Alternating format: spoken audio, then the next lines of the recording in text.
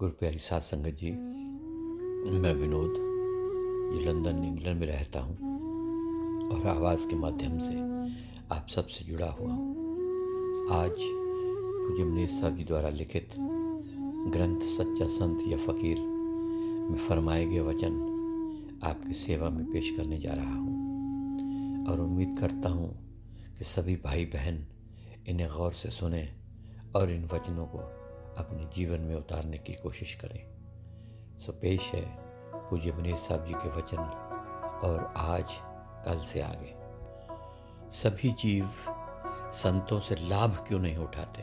पूज्य मनीष साहब जी अपनी ज़ुबान मुबारक से फरमाते हैं कि प्रत्येक काल में संत महात्मा इस संसार में आकर व्याकुल जीवों की प्यास बुझाते रहे हैं। दुनिया कभी ऐसे महापुरुषों से खाली नहीं रही। यह मांग और पूर्ति का अटल नियम है। जुग जुग संत पले प्रभ तेरे। अनुराग सागर में कबीर साहब ने फरमाया है कि वे चारों युगों में जीवों के उद्धार के लिए आए हैं।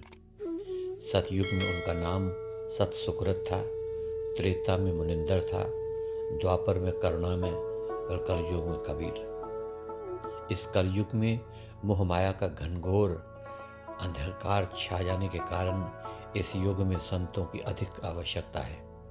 इसलिए इस युग में संत अधिक आएंगे। जन्म साखी पाई बाल्य की में गुरु नानक साहब ने फरमाया है कि कलयुग में संतों ने बहुत से अवतार धारण करके जीवों का उद्धार करना है, जिनमें 10 चोलों में सतगुरु स्वयं आएगा और 74 जामों में उसके भक्त या संत काम करेंगे, परंतु कोई विरला गुरमुखी उनकी संगति करेगा।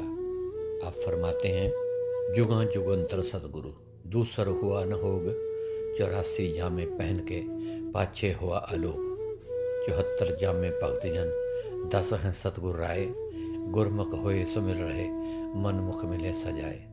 पर बेड़े ले जाएंगे संत जिना के पूर, बेमुख टुटे टुट मुए मन मुख न भय कबूल। गुरमुख जिन जानिया मिट गए आवण जान, नानक जाता खसम जिन आए ते परवान। पूज्य मनीष साहब जी फरमाते हैं कि उस वक्त वो स्कूल के विद्यार्थी थे।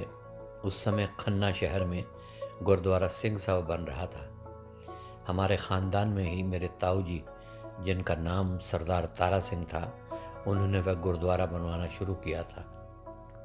जब कभी समय मिलता, विशेष तौर पर गर्मियों के दिनों में स्कूल टाइम के बाद दोपहर को हम कई लड़के गुरुद्वारे में जाया करते थे और कभी कभी भाई बाल्य की जन्म साखी पढ़ने लग जाते थे। उस वक्त हमने उसमें लिखा हुआ देखा था और हमें पक्का याद है, जो कि था 70 जामे भक्तजन 14 सतगुरु राय। पिछली जन्म साखी और वर्तमान जन्म साखी में इस पंक्ति में कुछ फ़र्क है। बहरहाल यह बात साफ जाहिर है कि सतगुरु स्वयं या अपने भक्तों अथवा संतों के रूप में आकर तड़पते हुए जीवों का उद्धार करता है और करता ही रहेगा। इस उपाय के बिना ना तो किसी जीव को ठीक मार्ग का पता लग सकता है और ना ही वह ग्रंथों शास्त्रों को भली प्रकार से समझ सकता है। जब तक संत अपने शारीरिक चोले में रहे, उस समय जिन जिन व्यक्तियों का संबंध उनके साथ बना, उनको परमार्थ का पूरा पूरा लाभ मिलता रहा। परंतु जैसे ही उन्होंने चोला छोड़ा, रूहानी ज्ञान जो निरोल अनुभव की वस्तु है, ख़त्म हो गई और लोग उन महात्माओं या उनके ग्रंथ या उन शरीर संबंधी संस्कारों के टेकी बनते गए और उन्होंने देश, समय और समाज की दशा को ध्यान में रखकर बनाए थे। इस प्रकार वे लोग शरीयत के बंधनों में फंसते गए और असलियत से बेखबर हो गए। उन्होंने इन रीति रिवाजों को इतनी दृढ़ता से पकड़ लिया, किसी दूसरे महात्मा की बात सुनना भी पाप समझने लगे और वे इस भ्रांति के शिकार हो गए कि अब संसार में उस महात्मा जैसा कोई नहीं बन सकता। हज़रत ईसा में सीसा फरमाते हैं कि जो काम मैं कर सकता हूँ, वह काम हर मनुष्य कर सकता है। यही बात कबीर साहब जी फरमाते हैं कि दुनिया कबीर कबीर करती है, जबकि हर इंसान कबीर बन सकता है। कबीर बनने के लिए दुनिया की आशाओं और तृष्णाओं को छोड़ना पड़ता है। काम, क्रोध, लोभ, मोह, अहंकार के बंधन तोड़ने पड़ते हैं और किसी कामिल संत से गुरुमत लेकर अपने आप को पहचानना पड़ता है।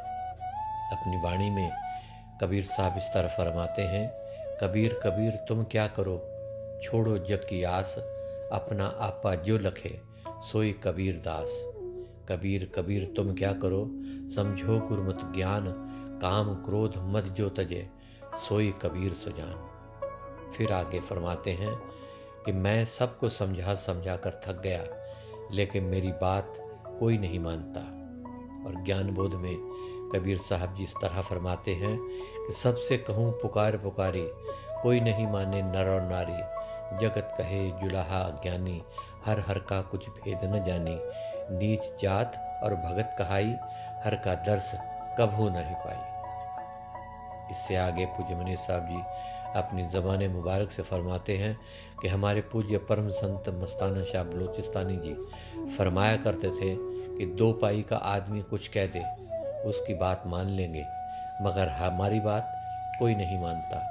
इसी तरह गुरु नानक साहब को लोग कुरैया बताते रहे। इससे आगे पूज्य मनीष साहब जी अपनी ज़बान मुबारक से फरमाते हैं कि जब श्री गुरु नानक साहब जी मक्के गए तो काजी लोगों ने कहा कि ऐ नानक, तू तौहीद का उपदेश देता है और हम भी तौहीद के कायल हैं, इसलिए हमारा आपस में कोई मतभेद नहीं। उस वक्त गुरु नानक साहब ने साफ तौर पर फरमाया था कि मेरी तौहीद मुतल्लिक चरम है और तुम्हारी तौहीद मुकीद यानी कि सीमत है। तुम भी एक ही रब को मानते हो, लेकिन इस तौहीद के साथ तुमने बंदिशें लगा रखी हैं। श्री गुरु नानक साहब जी ने कहा कि मेरे मतानुसार उस मालिक के अनेक रसूल और अनेक नबी इस संसार में आए जो लोगों को ध्यान मालिक की ओर लगाते रहे। अनेक ही विष्णु और शिव हो चुके हैं, अनेक ही गोरख और नाथ हुए हैं और भविष्य में होते रहेंगे। आगे फरमाया कि इस संसार में समय समय पर कुरान आदि अनेक धर्म पुस्तकें रची गईं और भविष्य में भी रची जाएंगी। और फरमाया कि लाखों धरती और लाखों यह आकाश हैं और बेअंत पुरियां हैं। राम, कृष्ण और बुद्ध आदि अनेक अवतार हुए हैं और भविष्य में भी होते रहेंगे। श्री गुरु नानक साहब जी ने जन्म साखी में फरमाया है, जितदर लख मुहम्मदा, लख ब्रह्मो विष्णु महेश, लख लख राम वड्यारी, लख रावण लख वेश। लख लख उत्थे जात हैं सती ते सन्यास, लख लख उत्थे गोरखा, लख लख नाथा नाथ। वेद कतेबां केतड़े बह बह करन विचार, गुना गूण नसीहतां गुना गूण करार। गुना गूण पैगंबरां गुना गूण कुरान, गुना गूण रसालड़े गुना गूण कलाम। लख लख धरती आकाश हैं पुरियां लख अनंत, लख लख कूरम मच कच, लख लख भय बिराह। लख लख उत्थे नारसिंह 52 लख अल्लाह, राम कृष्ण अनगिनत हैं बोध कलंकी लख। आवन जाना हुक्म विच करते अख फरक, केतड़िया अवतार लख बीते अंत न पार। केती केते उम्मती कुछ अंत न पारावार। सो पूज्य मनीष साहब जी फरमाते हैं कि इस तौहीद के तो सब धर्म ही कायल हैं और सभी लोग परमार्थ का पूरा फ़ायदा उठाना चाहते हैं, परंतु इस तौहीद के साथ शरीयतों की बंदिशें लग चुकी हैं। सब अपनी अपनी शरीयत की बंदिशों के दायरों में कैद हुए पड़े हैं। यही कारण है कि सब जीव संतों के उपदेश से लाभ नहीं उठा सकते। संत और शरीयत। पूज्य मनीष साहब जी आगे फरमाते हैं कि हम कोटपुतली गए तो वहाँ एक व्यक्ति हमें कहने लगा कि हमारी यह रीत परंपरा से चली आ रही है। तो हमने कहा कि ठीक है, लेकिन यह भी विचारो कि हम परंपरा से 84 में भी धक्के खा रहे हैं। 2000 साल पहले ईसाइयों की रस्में नहीं थी, वे सभी ईसा मसीह के समय से ही आरंभ हुई। 1500 साल पहले मुसलमानों की शरीयत नहीं थी, वह हज़रत मोहम्मद साहब के बाद शुरू हुई थी। 600 साल पहले सिखों की धार्मिक रीतियाँ नहीं थी, वे सब गुरु नानक साहब के बाद शुरू हुई। सभी कहते हैं कि हमारी रीति परंपरा से चली आ रही है, तथा बिल्कुल सही और दुरुस्त है। हर एक अपने अपने धार्मिक नामों का सिमरन करता है और उसी को ठीक समझता है। जैसा कि श्री गुरु ग्रंथ साहब जी ने फरमाया है कि कोई बोले राम राम, कोई खुदाए, कोई सेवे गुसैया, कोई अल्लाह है। ये सब बातें अपने मौके मौके पर, समय समय पर दुरुस्त हुआ करती थी और अपना असर रखती थी। यह संसार बदलता रहता है और इसकी परिस्थितियाँ और बोलियाँ भी बदलती रहती हैं। ठीक इसी तरह संत भी काल और देश के अनुसार अपना नया रास्ता बना लेते हैं। उनका काम अधिकारी और व्याकुल जीवों को ठीक मार्ग पर लाना होता है। वे मौके के बादशाह होते हैं और बादशाह को अधिकार होता है कि जो मर्जी के कानून बना ले, लेकिन अंदर जाकर रास्ता एक ही है जो युगों युगों से चला आ रहा है और मालिक का अपना बनाया हुआ है। यह शब्द की धार या सच्चा नाम है। यह धार जहाज है और सीधी सड़क है जो मालिक की दरगाह को जाती है। हजूर परम संत सावन शाह जी 5 नाम का सिमरन दिया करते थे और 7 अंदर के स्थान, उनके निशान, धुनों और रोशनियों का हाल भी बताया करते थे। पूज्य परम संत मस्ताना शाह बलोचिस्तानी पहले केवल 4 ही नाम का सिमरन दिया करते थे, परंतु पुराने प्रेमी उनके चिताए हुए जीवों को इस भ्रम में डाल दिया करते थे कि 5 नाम के सिमरन के बिना और धुनों की पहचान के बिना छुटकारा नहीं। पूज्य परम संत मस्ताना शाह बलोचिस्तानी जी ने इस भ्रम को दूर करने के लिए एक शब्द और बढ़ा दिया, परंतु धुनों और रोशनियों का हाल बिल्कुल नहीं बताया। ये 5 नाम भी उन 5 नामों से जो परम संत सावन शाह बताया करते थे बिल्कुल भिन्न थे, यानी कि अलग थे, परंतु जिनको वह सिमरन दिया करते थे उनको वैसी ही तसल्लियाँ मिलती थी जैसे कि परम संत सावन शाह जी के दिए हुए सिमरन से मिलती थी। पूज्य मस्ताना जी अक्सर फरमाया करते थे कि हमारा तो बताया हुआ एक ही शब्द काफ़ी है। भोले भाले गरीब और अनपढ़ बागड़ियों का प्रदेश होने के कारण उनको सिमरन तक भी याद नहीं रहता था और औरतों को तो सारा सारा दिन रटाने पर भी न याद होता था। इस पर आप फरमाया करते थे, अगर एक ही शब्द याद है तो वही जपते रहना, मगर संत सहज स्वभाव में कोई वचन कह दे तो शिष्य अपने सच्चे दिल से उसी पर अमल कर ले तो वही वचन अपना फल देता है। श्री गुरु गोविंद सिंह साहब किसी ज़रूरी काम से घोड़े पर सवार होकर जाने लगे तो भाई बेला भागकर उनके पास आया और अर्ज़ की कि रोज़ की तरह उन्हें तुक यानी कि बाणी की कड़ी तो बताते जाएं। इस पर गुरु महाराज ने फरमाया, वाह भाई बेला, न वक्त पछाणे न बेला, जिसका मतलब तो था कि बेला को कोई मौका देखकर बात करनी चाहिए, भला यह भी कोई पढ़ाने का वक्त है। और भाई बेला अपने भोलेपन में इन्हीं शब्दों को तुक समझकर सारा दिन रटता रहा। इन्हीं शब्दों के जपने से उसका पर्दा खुल गया, जबकि बड़े बड़े विद्वान और ज्ञानी लोग जिन्होंने ग्रंथों की टीकाएं और अनुवाद किए हैं रह गए। हजूर महाराज परम संत सावन शाह जी एक ख़त में इस बात को अच्छी तरह खोल कर गए हैं। आपने फरमाया है कि केवल सिमरन द्वारा ही आत्मा शरीर को छोड़कर ऊपर की ओर जाती है। और आगे लिखा है कि मैंने कई मुसलमान शिष्यों को ध्यान और धुन का तरीका नहीं बतलाया, केवल सिमरन का ही साधन बतलाया, परंतु वे लोग भी ऊपर की ओर गए और स्वयं ही नज़ारों को देख सके। हजूर महाराज परम संत सावन शाह के एक ख़त के उत्तर में हजूर महाराज परम संत बाबा जैमल सिंह जी ने नाम धुन के बारे में इस तरह लिखा है, गुरमुख कोट उधार दा भाई दे नामे एक कणी। ये बात ठीक है, पर यह बात है जो नाम उनकी दया मेहर है। चाहे गुरमुख किसी को नाम कणी यानी धुन ना भी पकड़ावे तो चाहे सारे संसार को अपनी दया मेहर की दृष्टि से ले जावे तो कोई दम नहीं मारता जी। इससे आगे पूज्य मनीष साहब जी अपनी ज़बान मुबारक से फरमाते हैं कि यह नियम और कानून समय समय पर बदलते रहे हैं और बदलते रहेंगे। जब जब संत किसी स्थान पर प्रकट हुए हैं, उन्होंने मालिक के हुक्म से अपना नया ही कानून बनाया है। संतों के बताए हुए सिमरन और संसार की परंपरागत भक्ति में धरती और आकाश का अंतर है।